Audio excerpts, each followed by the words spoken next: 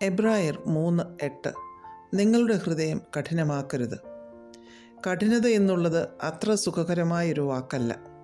ജീവിതത്തിൽ കഠിനത വരുമ്പോൾ നാം നിരാശരായി തീരാറുണ്ട്. വസ്തുവകകളാണെങ്കിലും ഭക്ഷണമോ വസ്ത്രമോ എന്തുമായിക്കൊള്ളട്ടെ, അതിൻ്റെ ഹാർഡ്നെസ് കൂടുന്നതനുസരിച്ച് അതിൻ്റെ സൗന്ദര്യവും മാധുര്യവും ഒക്കെ നഷ്ടപ്പെടുവാൻ ഇടയായിത്തീരും. മനുഷ്യരുടെ ഹൃദയകാഠിന്യം വർദ്ധിച്ചാലുള്ള അവസ്ഥയോ അതെത്ര ഭീകരമായിരിക്കും. കൊലപാതകങ്ങളും മറ്റ് ഭീകര പ്രവർത്തനങ്ങളും ഒക്കെ ഉണ്ടാകുന്നതിൻ്റെ പിന്നിലുള്ളത് കഠിനതയുള്ള ഹൃദയമാണ്. കഠിനത കൂടുമ്പോൾ നമ്മിൽ ദുഷ്ടത കൂടുവാൻ ഇടയായിത്തീരുന്നു. ഇവിടെ അപ്പോസ്തലൻ പറയുകയാണ് നമ്മുടെ ഹൃദയത്തെ കഠിനമാക്കരുത് എന്ന്. പുറപ്പാട് പുസ്തകത്തിൽ ഫറവോൻ്റെ ഹൃദയകാഠിന്യം വർദ്ധിച്ചത് മുഖാന്തരം താൻ മാത്രമല്ല, മിസ്രയീം ദേശം കൂടി അതിൻ്റെ തിക്തമായ അനുഭവം കാണേണ്ടി വന്നു. ഹൃദയകാഠിന്യം വർദ്ധിച്ചത് മുഖാന്തരമാണ് ദൈവജനത്തെ കഠിനമായി പീഡിപ്പിച്ചതും ദൈവകോപം അവരുടെ മേൽ വീഴുവാൻ ഇടയായതും.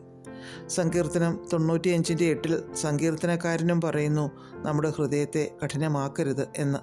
ഇസ്രായേൽ ജനം തങ്ങളുടെ ദൈവത്തോട് മത്സരിക്കുകയും അവരുടെ ഹൃദയകാഠിന്യം നിമിത്തവും മത്സരം നിമിത്തവും മോശയും അതിൻ്റെ പ്രതികൂലത അനുഭവിക്കേണ്ടതായി വന്നു.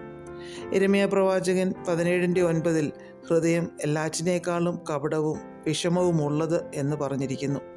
ഹൃദയകാഠിന്യം സംഭവിക്കുന്നത് ദൈവശബ്ദം കേട്ടനുസരിക്കുവാൻ നാം വിസമ്മതിക്കുമ്പോഴാണ്. ദൈവത്തെയും ദൈവവചനത്തെയും ബഹുമാനിക്കുകയും അനുസരിക്കുകയും ഭയപ്പെടുകയും ചെയ്യുന്നവരുടെ ഹൃദയത്തിൽ നിന്ന് കഠിനത മാറി അത് മാംസളമായിത്തീരുന്നു. ദൈവത്തിൻ്റെ പരിശുദ്ധാത്മാവിന് പ്രവർത്തിക്കുവാൻ നാം അവസരം കൊടുത്താൽ തീർച്ചയായും നമ്മെ വഴങ്ങുന്നവരും മൃദുത്വം ഉള്ളവരും ആക്കി തീർക്കും.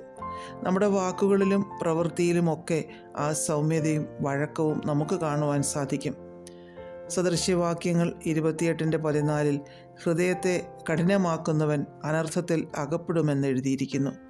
ഹൃദയകാഠിന്യം വർദ്ധിക്കുമ്പോൾ നാം ദൈവത്തിൽ നിന്ന് അകലുവാൻ ഇടയായിത്തീരും. ഈ നാളുകളിൽ നമുക്ക് വചനം കേൾക്കുവാനും മാനസാന്തരപ്പെടുവാനും ദൈവകൽപ്പനകൾ അനുസരിക്കാനുമൊക്കെ ദൈവം അവസരത്തെ തരുമ്പോൾ നമുക്ക് ഫറവോനെ പോലെ ഹൃദയത്തെ കഠിനമാക്കാതെ ദൈവശബ്ദത്തിന് ചെവി കൊടുക്കാം, ദൈവിക അനുഗ്രഹങ്ങളെ പ്രാപിച്ചെടുക്കാം. പ്രാർത്ഥിക്കാം. പ്രിയപിതാവേ, ഞങ്ങളിലെ കഠിനതയെ മാറ്റി അങ്ങയുടെ ശബ്ദത്തെ അനുസരിക്കുവാനുള്ള മാർദ്ദവത്വമുള്ള ഹൃദയത്തെ നൽകണമേ. യേശുക്രിസ്തുവിൻ്റെ നാമത്തിൽ ആമേൻ. God bless us all.